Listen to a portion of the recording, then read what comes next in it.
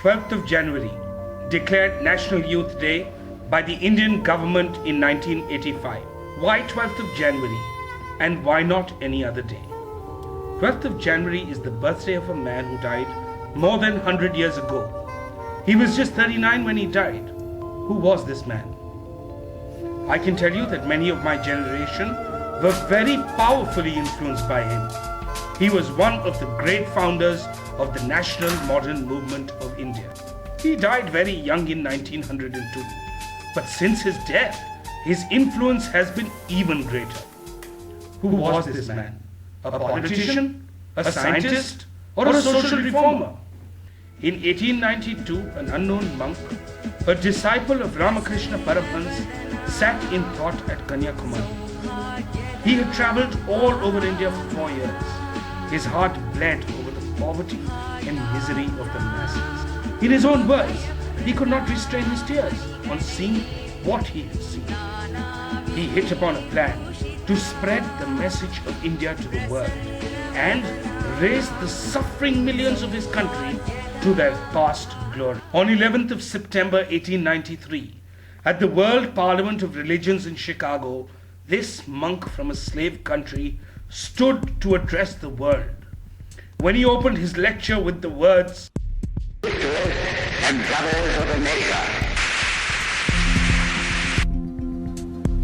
when he pronounced the idea, "We believe not only in universal tolerance, but we accept all religions as true," the vision for the next century was laid.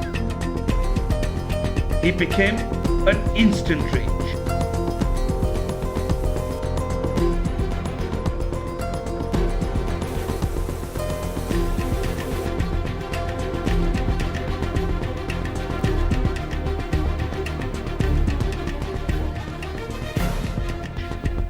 Yes, he was a missionary, but he did not convert. No surprise a Jewish on hearing him remarked, "After hearing him, I realized that my religion was also true." Vivekananda's words and presence brought Asia to the West decisively. After lecturing for years in USA and UK, Vivekananda returned to India. He had to arise and awake a nation which felt like a slave under the shadows of the British and the West. I discard the idea that India was ever passive. The great proof of this activity is that our most ancient and magnanimous race still lives. Her might no one can overcome.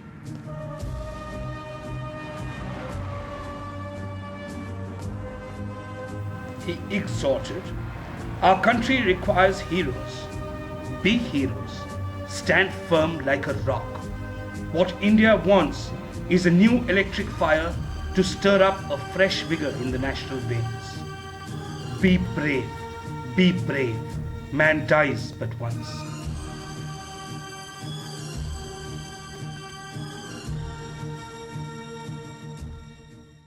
He told the youth, "All power is within you. You can do anything and everything. Believe in that. Do not believe that you are weak. If you have faith in all the 330 millions of your gods and still have no faith in yourselves, there is no salvation for you. It is a man-making religion that we want. It is man-making education that we want." And a single word which echoed and reached in all his speeches was abhay, or fearlessness.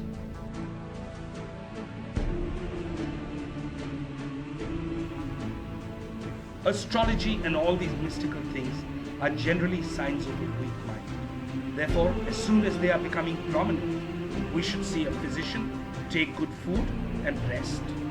Women must be put in a position to solve their own problems in their own way. No one can or ought to do this for them. He believed in just one God. Worshipping God means serving His word. This indeed is work, not indulging in ceremonials.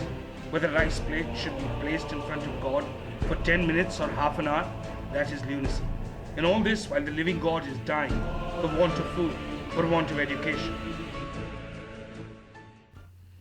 Vivekananda, after tirelessly lecturing for 11 years, died in 1902 at the age of 39.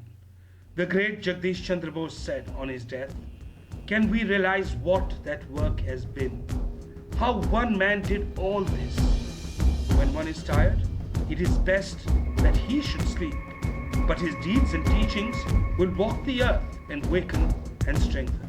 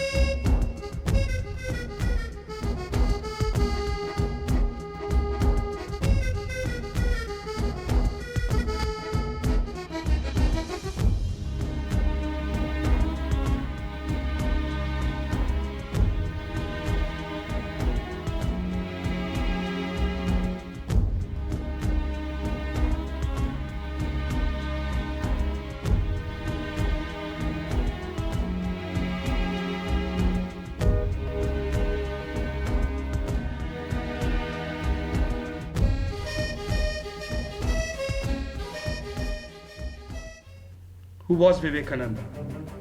A saint? A patriot? A humanitarian? Is he relevant today? Find out for yourself.